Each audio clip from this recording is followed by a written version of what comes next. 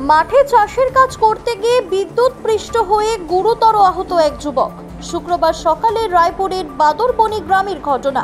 স্থানীয় সূত্রের খবর, অতি সম্প্রতি ওই এলাকার কাটাপাল সুস্বাস্থ্য কেন্দ্রে বিদ্যুৎ সংযোগ দেওয়া হয়েছে। সেখানকার একটি আর্থিং এর তার গাছে জড়ানো ছিল। অসাবধানতা বশত সেই তার ছুতেই ওই যুবক বিদ্যুৎ পৃষ্ঠ হয় বলে খবর।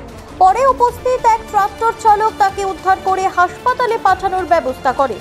এই ঘটনায় বিদ্যুৎ দপ্তরের দায়িত্বশীল ভূমিকা নিয়ে প্রশ্ন উঠতে শুরু করেছে। ঘটনা বলতে ও এখানে জমি চাষ দেবো বলে এসেছিল, আমি গাড়ি নিয়ে এসেছিলাম আর কি চাষ দেবো বলে। তাহলে ও আলে দাঁড়িয়েছিল, আর আলের ভিতরে ওইখানে যে আর্থিং তার কারেন্ট যে আমাদের এখানে যে হেলথ সেন্টারে লাইন গেছে, সেইখান থেকে যে আর্থিং তারের সাথে কারেন্ট অ্যাডজাস্ট করা আছে এটা জানা ছিল না।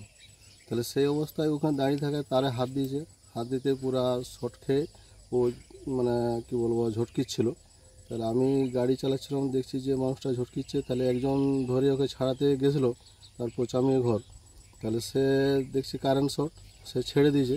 ছেড়ে দিয়ে আসার পর আমি গাড়ি থেকে নেমে এলাম, নেমে এসে দেখছি সেই অবস্থায় ঝটকিচ্ছে, মানে মর্মান্তিক অবস্থায় হয়ে গেছে।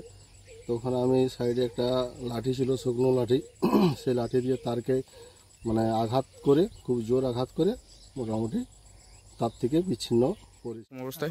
আমি ভেবেছিলাম উয়ার মিটি ঝাঁকা হয়েছে হয়তো, তার জন্য আমি উয়ার হাত ধরে উয়াকে বাঁচাতে গেছি।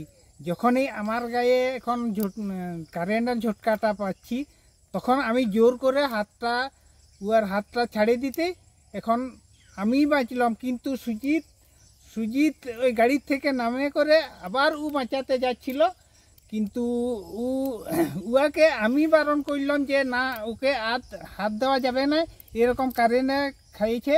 তাহলে তার জন্য সুজিত এই ডাংটা ধরে ওই তারটাকে ওই দমে জোর করে মার দিতে ওইটা দুবারে হয়তো করেছে, দুবার মার দিয়েছে, তার জন্যে ছাড়া হয়ে।